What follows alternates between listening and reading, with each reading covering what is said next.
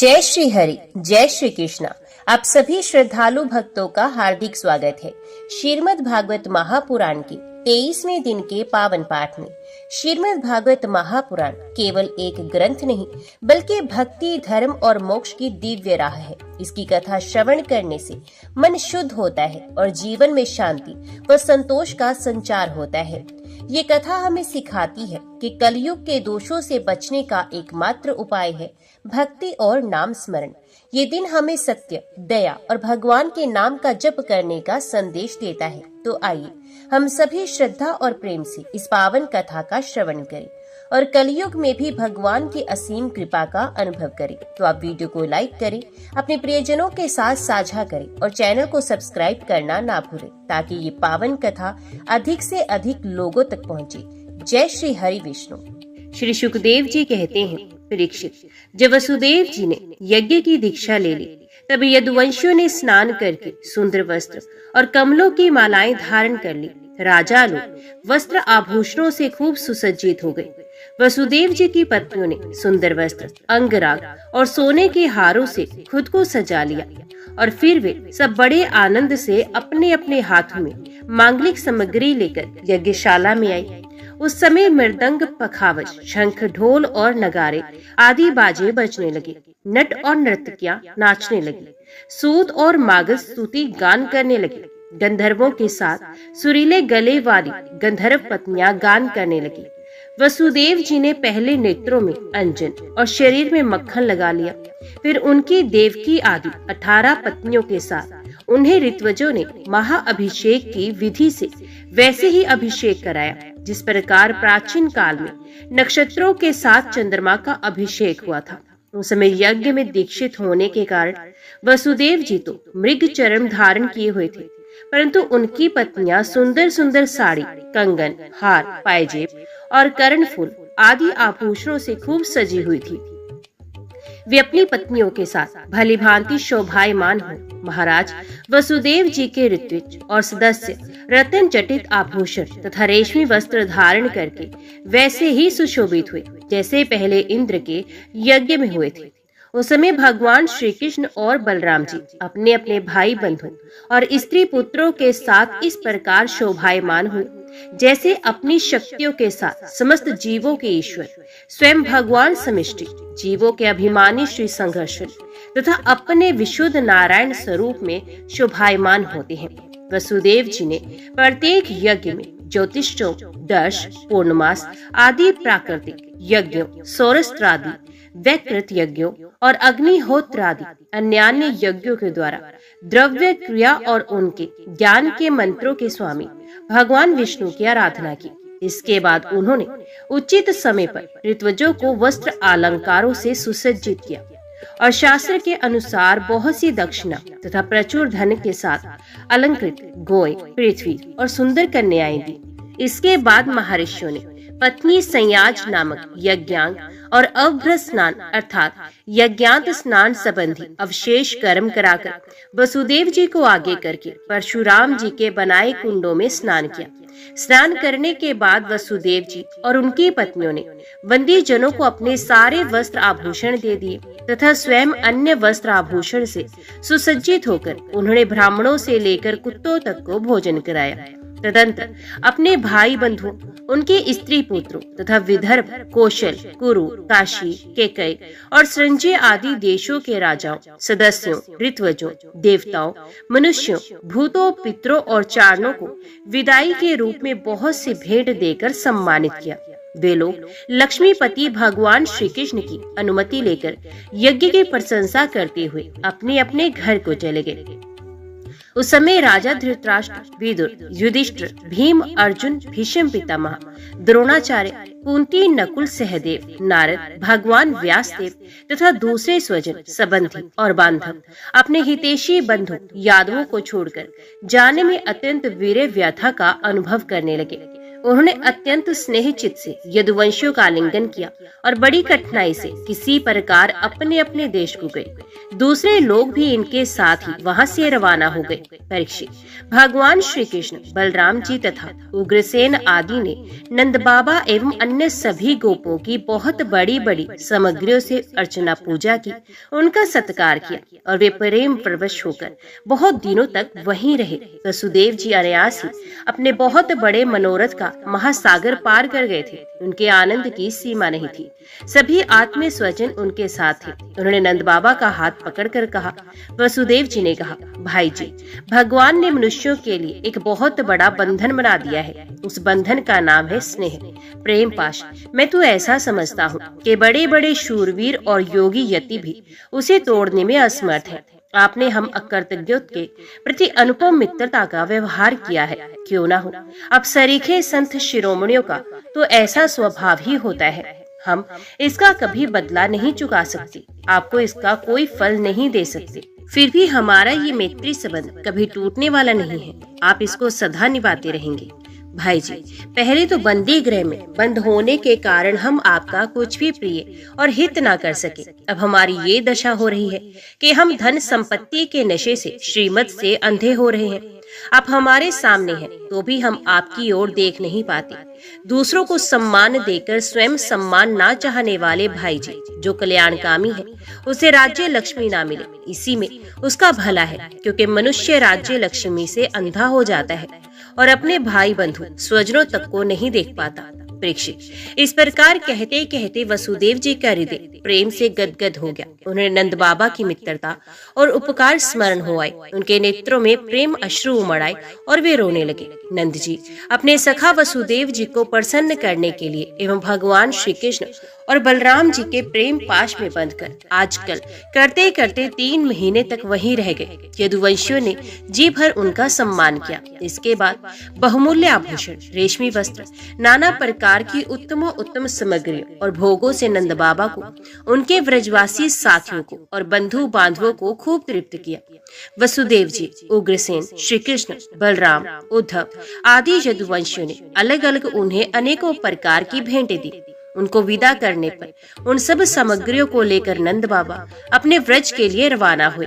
नंद बाबा, गोपों और गोपियों का चित्र भगवान श्री कृष्ण के चरण कमलों में इस प्रकार लग गया कि वे फिर प्रयत्न करने पर भी उसे वहां से लौटा न सके। सूत्रा बिना ही मन के उन्होंने मथुरा की यात्रा की। जब सब बंधु बांधव वहां से विदा हो चुके, तब भगवान श्री कृष्ण को ही एकमात्र इष्ट देव मानने वाले यदुवंशियों ने ये देखकर कि वर्षा ऋतु आ पहुंची है, द्वारका के लिए प्रस्थान किया। वहां जाकर उन्होंने सब लोगों से वसुदेव जी के यज्ञ महोत्सव, स्वजन संबंधियों के दर्शन मिलन आदि तीर्थ यात्रा के प्रसंगों को कह सुनाया। परीक्षित, इसके बाद एक दिन भगवान श्री कृष्ण और बलराम जी प्रातः कालीन प्रणाम करने के लिए माता पिता के पास गए। प्रणाम कर लेने पर वसुदेव जी बड़े प्रेम से दोनों भाइयों का अभिनंदन करके कहने लगे। वसुदेव जी ने बड़े बड़े ऋषियों के मुंह से भगवान की महिमा सुनी थी तथा उनके ऐश्वर्यपूर्ण चरित्र भी देखे थे। इससे उन्हें इस बात का दृढ़ विश्वास हो गया था, ये साधारण पुरुष नहीं, स्वयं भगवान है। इसलिए उन्होंने अपने पुत्रों को प्रेम पूर्वक संबोधित करते हुए यूं कहा, सच्चिदानंद स्वरूप श्री कृष्ण, महायोगेश्वर संघर्षण, तुम दोनों सनातन हो। मैं जानता हूँ कि तुम दोनों सारे जगत के साक्षात कारण स्वरूप, प्रधान और पुरुष के भी नियामक परमेश्वर हो। इस जगत के आधार, निर्माता और निर्माण सामग्री भी तुम ही हो। इस सारे जगत के स्वामी तुम दोनों हो और तुम्हारी ही क्रीड़ा के लिए इसका निर्माण हुआ है। ये जिस समय जिस रूप में जो कुछ कहता है, जो कुछ रहता है, होता है, ये सब तुम ही हो। इस जगत में प्रकृति रूप से भोग्य और पुरुष रूप से भोक्ता तथा दोनों से परे दोनों के नियामक साक्षात भगवान भी तुम ही हो। इंद्रियातीत, जन्म अस्तित्व आदि भाव विकारों से रहित परमात्मा, इस चित्र विचित्र जगत का तुम ही ने निर्माण किया है और इसमें स्वयं तुमने ही आत्मा रूप से प्रवेश भी किया है। तुम प्राण और जीव के रूप में इसका पालन पोषण कर रहे हो। क्रिया शक्ति, प्रधान प्राण आदि में जो जगत की वस्तुओं की सृष्टि करने की सामर्थ्य है, वे उनकी अपनी सामर्थ्य नहीं, तुम्हारी ही है, क्योंकि वे तुम्हारे समान चेतन नहीं, अचेतन है, स्वतंत्र नहीं, परतंत्र है। अतः उन चेष्टाशील प्राण आदि में केवल चेष्टा मात्र होती है, शक्ति नहीं। शक्ति तो तुम्हारी ही है प्रभु। चंद्रमा की कांति, अग्नि का तेज, सूर्य की प्रभा, नक्षत्र और विद्युत आदि की संपूर्ण गण से सत्ता, पर्वतों की स्थिरता, पृथ्वी के साधारण शक्ति रूप से वृत्ति और गंध रूप गुण, ये सब वास्तव में तुम ही हो परमेश्वर। जल में तृप्त करने, जीवन देने और शुद्ध करने के जो शक्तियां हैं, वे तुम्हारा ही स्वरूप है। जल और उसका रस भी तुम ही हो प्रभु। इंद्रिय शक्ति, अंतकरण की शक्ति, शरीर की शक्ति, उसका हिलना डुलना, चलना फिरना, ये सब वायु की शक्तियां तुम्हारी ही हैं। दिशाएं और उनके अवकाश भी तुम ही हो। आकाश और उस आश्रयभूत सफोट शब्द तन्मात्रा या प्रावाणी, नाद पश्यंत, ओंकार मध्यमा तथा अक्षर, इन पदार्थों का अलग अलग निर्देश करने वाले पद, रूप, व्याखरीवाणी भी तुम ही हो। इंद्रियां, उनकी विषय प्रकाशिनी शक्ति और अधिष्ठात्र देवता तुम ही हो। बुद्धि की निश्चयात्मकता शक्ति और जीव की विशुद्ध समृद्धि भी तुम ही हो। भूतों में उनका कारण तामस अहंकार, इंद्रियों में उनका कारण तेजस अहंकार और इंद्रियों के अधिष्ठात्र देवताओं में उनका कारण सात्विक अहंकार तथा जीवों के आवागमन का कारण माया भी तुम ही हो। भगवान, जैसे मिट्टी आदि वस्तुओं के विकार, घड़ा, वृक्ष आदि में मिट्टी निरंतर वर्तमान है और वास्तव में वे मृत्तिका रूप ही है, उसी प्रकार जितने भी विनाशवान पदार्थ हैं, उनमें तुम कारण रूप से अविनाशी तत्व हो। वास्तव में वे सब तुम्हारे ही स्वरूप हैं प्रभु। सत्व, रज, तम, ये तीनों गुण और उनकी वृत्तियां, महत्व आदि परब्रह्म परमात्मा में तुम में योग माया के द्वारा कल्पित हैं। इसलिए ये जितने भी जन्म, अस्थि, वृद्धि, परिणाम आदि भाव विकार है, ये तुम में सर्वथा नहीं है। जब तुम में इनकी कल्पना कर ली जाती है, तब तुम इन विकारों में अनुगत जान पड़ते हो। कल्पना की निवृत्ति हो जाने पर तो निर्विकल्प परमार्थ स्वरूप तुम ही तुम रह जाते हो। ये जगत सत्व, रज, तम इन तीनों गुणों का परवाह है। देह, इंद्रिया, अंतकरण, सुख, दुख और रंग, लोभ आदि उन्हीं के कार्य हैं। इनमें जो अज्ञानी तुम्हारा सर्वात्मा का सूक्ष्म स्वरूप नहीं जानते, वे अपने देह अभिमान रूप अज्ञान के कारण ही कर्मों के फंदों में फंसकर बार बार जन्म मृत्यु के चक्कर में भटकते रहते हैं। परमेश्वर, मुझे शुभ प्रारब्ध के अनुसार इंद्रिय आदि की सामर्थ्य से युक्त अत्यंत दुर्लभ मनुष्य शरीर प्राप्त हुआ, किंतु तुम्हारी माया के वश में होकर मैं अपने सच्चे स्वार्थ परमार्थ में ही असावधान हो गया और मेरी सारी आयु यूं ही बीत गई। प्रभु, ये शरीर मैं हूँ और इस शरीर के संबंधी मेरे अपने हैं। इस अहंता एवं ममता रूप स्नेह की फांसी से तुमने इस सारे जगत को बांध रखा है। मैं जानता हूँ कि तुम दोनों मेरे पुत्र नहीं हो, संपूर्ण प्रकृति और जीवों के स्वामी हो। पृथ्वी के भारभूत राजाओं के नाश के लिए ही तुमने अवतार ग्रहण किया है। ये बात तुमने मुझे कही थी, इसलिए दीन जनों की हितैषी शरणागत वत्सल, मैं अब तुम्हारे चरण कमलों की शरण में हूँ, क्योंकि वे ही शरणागतों के संसार भय को मिटाने वाले हैं। अब इंद्रियों की लोलुपता से भर गया, इसी कारण मैंने मृत्यु ग्रास शरीर में आत्म बुद्धि कर ली और तुमने जो कि परमात्मा हो पुत्र बुद्धि। प्रभु, तुमने प्रसव गृह में ही हमसे कहा था कि यद्यपि मैं अजन्मा हूँ, फिर भी मैं अपनी ही बनाई हुई धर्म मर्यादा की रक्षा करने के लिए प्रत्येक युग में तुम दोनों के द्वारा अवतार ग्रहण करता रहा हूँ। भगवान, तुम आकाश के समान अनेकों शरीर ग्रहण करते और छोड़ते रहते हो। वास्तव में तुम अनंत एक रस सत्ता हो। तुम्हारी आश्रय में शक्ति योग माया का रहस्य भला कौन जान सकता है। सब लोग तुम्हारी कीर्ति का ही गान करते रहते हैं।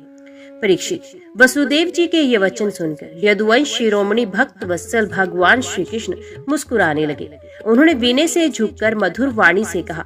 भगवान श्री कृष्ण ने कहा, पिताजी, हम तो आपके पुत्र ही हैं। हमें लक्ष्य करके आपने ये ब्रह्म ज्ञान का उपदेश किया है। हम आपकी एक एक बात युक्ति युक्त मानते हैं। पिताजी, आप लोग, मैं, भैया बलराम जी, सारे द्वारकावासी, संपूर्ण चराचर जगत, सबके सब आपने जैसा कहा वैसे ही हैं। सबको ब्रह्म रूप ही समझना चाहिए। पिताजी, आत्मा तो एक ही है, परंतु वे अपने में ही गुणों की सृष्टि कर लेता है और गुणों के द्वारा बनाए हुए पंचभूतों में एक होने पर भी, अनेक स्वयं प्रकाश होने पर भी, दृश्य अपना स्वरूप होने पर भी, अपने से भिन्न नित्य होने पर भी अनित्य और निर्गुण होने पर भी सगुण के रूप में प्रतीत होता है।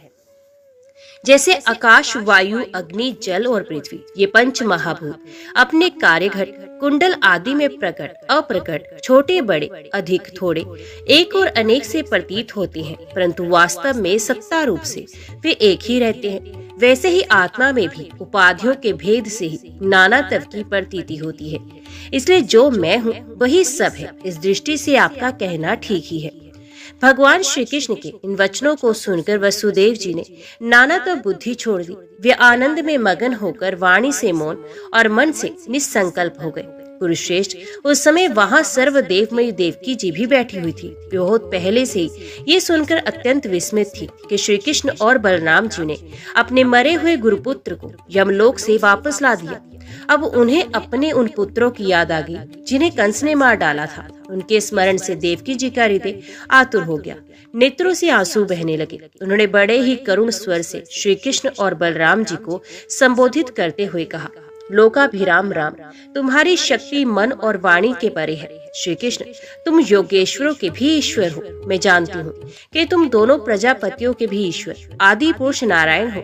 ये भी मुझे निश्चित रूप से मालूम है कि जिन लोगों ने काल क्रम से अपना धैर्य, संयम और सत्व गुण खो दिया है तथा शास्त्र की आज्ञाओं का उल्लंघन करके जो स्वेच्छाचार परायण हो रहे हैं, भूमि के भारभूत उन राजाओं का नाश करने के लिए ही तुम दोनों मेरे गर्भ से अवतीर्ण हुए हो। तुम्हारे रूप पुरुष रूप अंश से उत्पन्न हुई माया से गुणों की उत्पत्ति होती है और उनके लेश मात्र से जगत की उत्पत्ति, विकास तथा प्रलय होता है। आज मैं सर्वांतकरण से तुम्हारी शरण हो रही हूँ। मैंने सुना है कि तुम्हारे गुरु सांदीपनि जी के पुत्र को मरे बहुत दिन हो गए थे। उनको गुरु दक्षिणा देने के लिए उनकी आज्ञा तथा काल की प्रेरणा से तुम दोनों ने उनके पुत्र को यमपुरी से वापस ला दिया। तुम दोनों योगेश्वरों के भी ईश्वर हो, इसलिए आज मेरी अभिलाषा पूर्ण करो। मैं चाहती हूँ कि तुम दोनों मेरे उन पुत्रों को जिन्हें कंस ने मार डाला था ला दो और उन्हें मैं भर आंख देख लूं। परीक्षित, माता देवकी की ये बात सुनकर भगवान श्री कृष्ण और बलराम दोनों ने योग माया का आश्रय लेकर सूतल लोक में प्रवेश किया। जब दैत्यराज बलि ने देखा कि जगत के आत्मा और इष्ट देव तथा मेरे परम स्वामी भगवान श्री कृष्ण और बलराम जी सूतल लोक में पधारे हैं, तब उनका हृदय उनके दर्शन के आनंद में निमग्न हो गया। उन्होंने झटपट अपने कुटुंब के साथ आसन से उठकर भगवान के चरणों में प्रणाम किया। अत्यंत आनंद से भरकर दैत्यराज बलि ने भगवान श्री कृष्ण और बलराम जी को श्रेष्ठ आसन दिया और जब वे दोनों महापुरुष उस पर विराज गए तब उन्होंने उनके पांव पखारकर उनका चरणोदक परिवार सहित अपने सर पर धारण किया। भगवान के चरणों का जल ब्रह्म पर्यंत सारे जगत को पवित्र कर देता है। इसके बाद दैत्यराज बलि ने बहुमूल्य वस्त्र, आभूषण, चंदन, तांबूल, दीपक, अमृत के समान भोजन एवं अन्य विविध सामग्रियों से उनकी पूजा की और अपने समस्त परिवार, धन तथा शरीर आदि को उनके चरणों में समर्पित कर दिया। दैत्यराज बलि बार बार भगवान के चरण कमलों को अपने वक्षस्थल और सर पर रखने लगे। उनका हृदय प्रेम से विवल हो गया, नेत्रों से आनंद के आंसू बहने लगे, रोम रोम खिल उठा। अब वे गदगद स्वर से भगवान की स्तुति करने लगे। दैत्यराज बलि ने कहा, बलराम जी, आप अनंत हैं। आप इतने महान हैं कि शेष आदि सभी विग्रह आपके अंतर्भूत हैं। सच्चिदानंद स्वरूप श्री कृष्ण, आप सकल जगत के निर्माता हैं। ज्ञान योग और भक्ति योग दोनों के प्रवर्तक आप ही हैं। आप स्वयं ही परब्रह्म परमात्मा हैं। हम आप दोनों को बार बार नमस्कार करते हैं।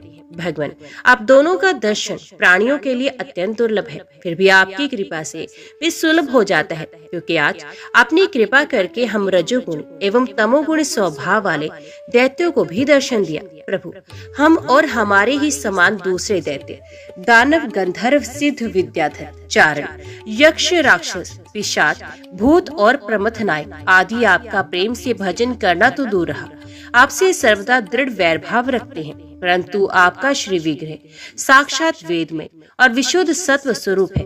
इसलिए हम लोगों में से बहुतों ने दृढ़ वैरभाव से, कुछ ने भक्ति से और कुछ ने कामना से आपका स्मरण करके उस पद को प्राप्त किया है जिसे आपके समीप रहने वाले सत्व प्रधान देवता आदि भी नहीं प्राप्त कर सकते।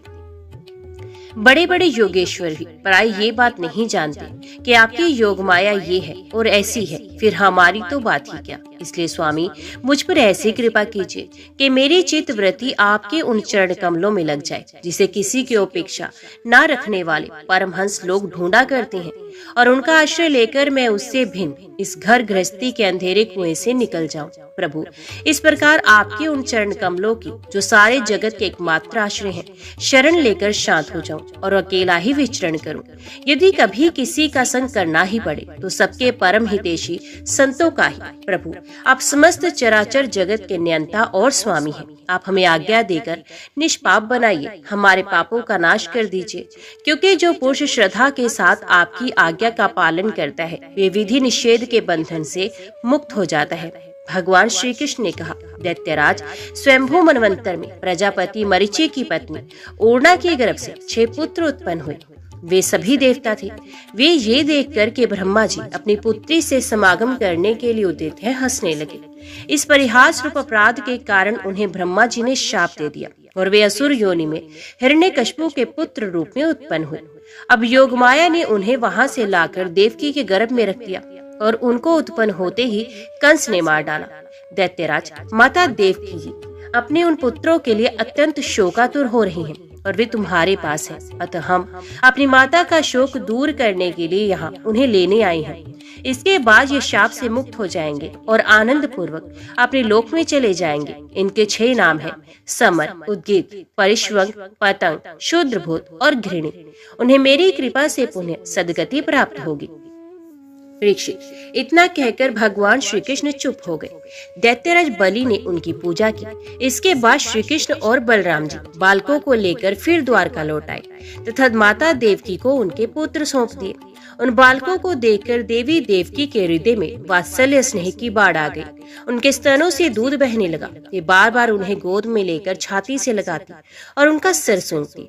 पुत्रों के स्पर्श के आनंद से सराबोर एवं आनंदित देवकी ने उनको स्तनपान कराया। वे विष्णु भगवान की उस माया से मोहित हो रही थी जिसे सृष्टि चक्र चलता है। परीक्षित, देवकी जी के स्तनों का दूध साक्षात अमृत था। क्यों न हो, भगवान श्री कृष्ण जो उसे पी चुके थे, उन बालकों ने वही अमृत में दूध पिया।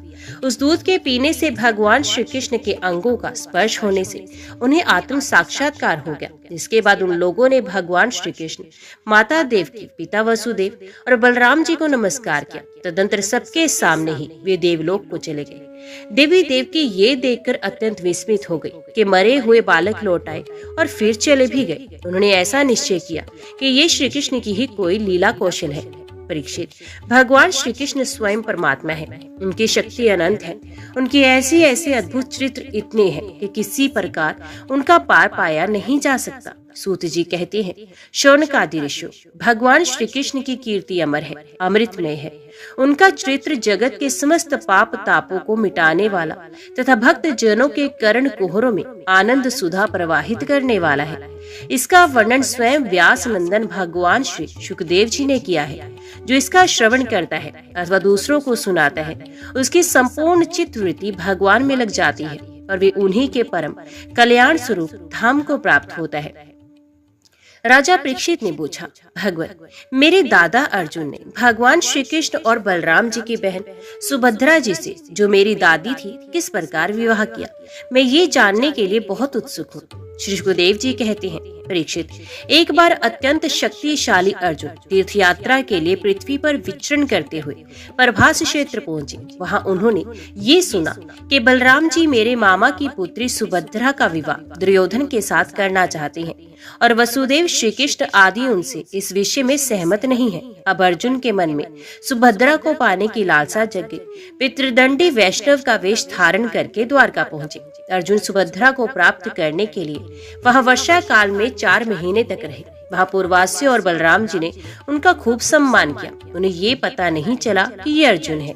एक दिन बलराम जी ने आतिथ्य के लिए उन्हें निमंत्रित किया और उनको वे अपने घर ले आए। त्रिदंडी वेशधारी अर्जुन को बलराम जी ने अत्यंत श्रद्धा के साथ भोजन सामग्री निवेदित की और उन्होंने प्रेम से भोजन किया। अर्जुन ने भोजन के समय वहां विवाह योग्य परम सुंदरी सुभद्रा को देखा। उसका सौंदर्य बड़े बड़े वीरों का मन हरने वाला था। अर्जुन के नेत्र प्रेम से प्रफुल्लित हो गए। उनका मन उसे पाने की आकांक्षा से शुद्ध हो गया और उन्होंने उसे पत्नी बनाने का दृढ़ निश्चय कर लिया। परीक्षित, तुम्हारे दादा अर्जुन भी बड़े ही सुंदर थे। उनके शरीर के गठन भावभंगी स्त्रियों का हृदय स्पर्श कर लेती थी। उन्हें देखकर सुभद्रा ने भी मन में उन्हीं को पति बनाने का निश्चय किया। वे तनिक मुस्कुराकर लचीली चितवन से उनकी ओर देखने लगे। उसने अपना हृदय उन्हें समर्पित कर दिया। अब अर्जुन केवल उसी का चिंतन करने लगे और इस बात का अवसर ढूंढने लगे कि इसे कब हर ले जाऊं। सुभद्रा को प्राप्त करने की उत्कट कामना से उनका चित्त चक्कर काटने लगा। उन्हें तनिक भी शांति नहीं मिलती थी। एक बार सुभद्रा जी देव दर्शन के लिए रथ पर सवार होकर द्वारका दुर्ग से बाहर निकली। उसी समय महारथी अर्जुन ने देवकी वसुदेव और श्री कृष्ण की अनुमति से सुभद्रा का हरण कर लिया। रथ पर सवार होकर अर्जुन ने धनुष उठा लिया और जो सैनिक उन्हें रोकने के लिए आए उन्हें मार पीट कर भगा दिया। सुभद्रा के नीच जन रोते चिल्लाते रह गए और अर्जुन जिस प्रकार सिंह अपना भाग लेकर चल देता है वैसे ही सुभद्रा को लेकर चल पड़े। ये समाचार सुनकर बलराम जी बहुत बिगड़े। वे वैसे ही शुभ उठे जैसे पूर्णिमा के दिन समुद्र। परंतु भगवान श्री कृष्ण तथा अन्य सुहृद संबंधियों ने उनके पैर पकड़कर उन्हें बहुत कुछ समझाया बुझाया। तब वे कहीं जाकर शांत हुए। इसके बाद बलराम जी ने प्रसन्न होकर वर वधू के लिए बहुत सा धन सामग्री, हाथी, रथ, घोड़े और दासी दास दहेज में भेजे। परीक्षित, विदेह की राजधानी मिथिला में एक गृहस्थ ब्राह्मण थे। उनका नाम था शुद्धदेव। वे भगवान श्री कृष्ण के परम भक्त थे। वे एकमात्र भगवत भक्ति से पूर्ण मनोरथ, परम शांत, ज्ञानी और विरक्त थे। वे गृहस्थ आश्रम में रहते हुए भी किसी प्रकार का उद्योग नहीं करते थे। जो कुछ मिल जाता उसी से अपना निर्वाह कर लेते थे। प्रारब्धवश प्रतिदिन उन्हें जीवन निर्वाह भर के लिए सामग्री मिल ही जाया करती थी, अधिक नहीं। वे उतने से ही संतुष्ट भी थे और अपने वर्णाश्रम के अनुसार धर्म पालन में तत्पर रहते थे। प्रिय परीक्षित, उस देश के राजा भी ब्राह्मण के समान ही भक्तिमान थे। मैथिल वंश के उन प्रतिष्ठित नरपति का नाम था बहुलाश्व। उनमें अहंकार का लेश भी नहीं था। शुद्धदेव और बहुलाश्व दोनों ही भगवान श्री कृष्ण के प्यारे भक्त थे। एक बार भगवान श्री कृष्ण ने उन दोनों पर प्रसन्न होकर दारुक से रथ मंगवाया और उस पर सवार होकर द्वारका से विदेह देश की ओर प्रस्थान किया। भगवान के साथ नारद, वामदेव, अत्रि, वेद व्यास, परशुराम, असित, आरुणि, मैं, शुकदेव, बृहस्पति, कनप, मैत्रेय, च्यवन आदि ऋषि भी थे। परीक्षित, वे जहाँ जहाँ पहुँचते वहाँ के नागरिक और ग्रामवासी प्रजा पूजा की सामग्री लेकर उपस्थित हो गए। पूजा करने वालों को भगवान ऐसे जान पड़ते मानो ग्रहों के साथ साक्षात सूर्य नारायण उदय हो रहे हों। उस यात्रा में अनर्त, धनव, कुरुजांगल, कंक, मत्स्य, पांचाल, कुंती, मधु, कैकय, कौशल, अर्ण आदि अनेकों देशों के नर नारियों ने अपने नेत्र रूपी दोनों से भगवान श्री कृष्ण के उन्मुक्त हास्य और प्रेम भरी चितवन से युक्त मुखार विंद के मकरंद रस का पान किया। त्रिलोक गुरु भगवान श्री कृष्ण के दर्शन से उन लोगों की अज्ञान दृष्टि नष्ट हो गई। प्रभु दर्शन करने वाले नर नारियों को अपनी दृष्टि से परम कल्याण और तत्व ज्ञान का दान करते चल रहे थे। स्थान स्थान पर मनुष्य और देवता भगवान की उस कीर्ति का गान करके सुनाते जो समस्त दिशाओं को उज्जवल बनाने वाली एवं समस्त अशुभों का विनाश करने वाली है। इस प्रकार भगवान श्री कृष्ण धीरे धीरे विदेह देश में जा पहुँचे।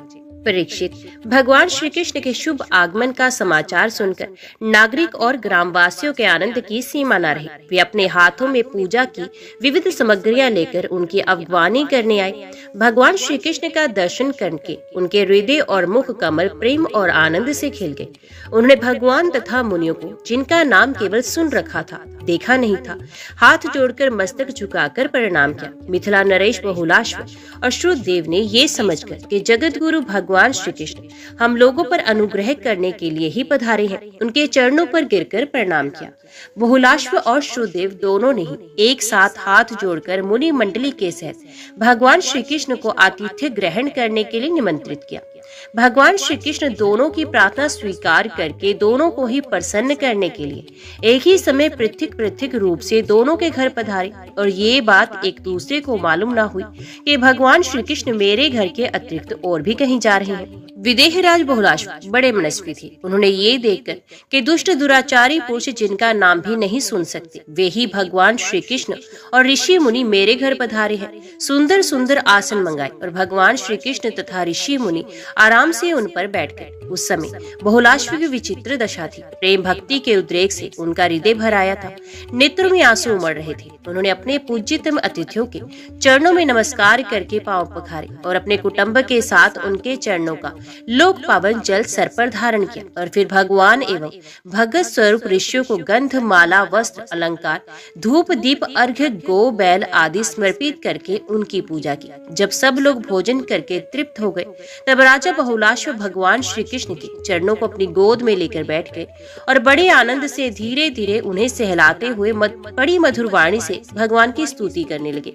राजा बहुलाश्व ने कहा, प्रभु आप समस्त प्राणियों की आत्मा साक्षी एवं स्वयं प्रकाश है। हम सदा सर्वदा आपके चरण कमलों का स्मरण करते रहते हैं। इसी से आपने हम लोगों को दर्शन देकर कृतार्थ किया है। भगवान आपके वचन है कि मेरा अनन्य प्रेमी भक्त मुझे अपने स्वरूप बलराम जी, अर्धांगिनी लक्ष्मी और पुत्र ब्रह्मा से भी बढ़कर प्रिय है। अपने उन वचनों को सत्य करने के लिए ही आपने हम लोगों को दर्शन दिया है। भला ऐसा कौन पुरुष है जो आपकी इस परम दयालुता और प्रेम वशता को जानकर भी आपके चरण कमलों का परित्याग कर सके। प्रभु जिन्होंने जगत की समस्त वस्तुओं का एवं शरीर आदि का भी मन से परित्याग कर दिया है, उन परम शांत मुनियों को आप अपने तक को भी दे डालते हैं। आपने यदुवंश में अवतार लेकर जन्म मृत्यु के चक्कर में पड़े हुए मनुष्यों को उससे मुक्त करने के लिए जगत में ऐसे विशुद्ध यश का विस्तार किया है जो त्रिलोकी के पाप ताप को शांत करने वाला है। प्रभु आप अचिंत्य अनंत ऐश्वर्य और माधुर्य के निधि हैं। सबके चित्त को अपनी ओर आकर्षित करने के लिए आप सच्चिदानंद स्वरूप पर ब्रह्म है। आपका ज्ञान अनंत है। परम शांति का विस्तार करने के लिए आप ही नारायण ऋषि के रूप में तपस्या कर रहे हैं। मैं आपको नमस्कार करता हूँ। एक रस अनंत आप कुछ दिनों तक मुनि मंडली के साथ हमारे यहाँ निवास कीजिए और अपने चरणों की धूल से इस स्थान को पवित्र कीजिए। ओम नमो भगवते वासुदेवाय नमः।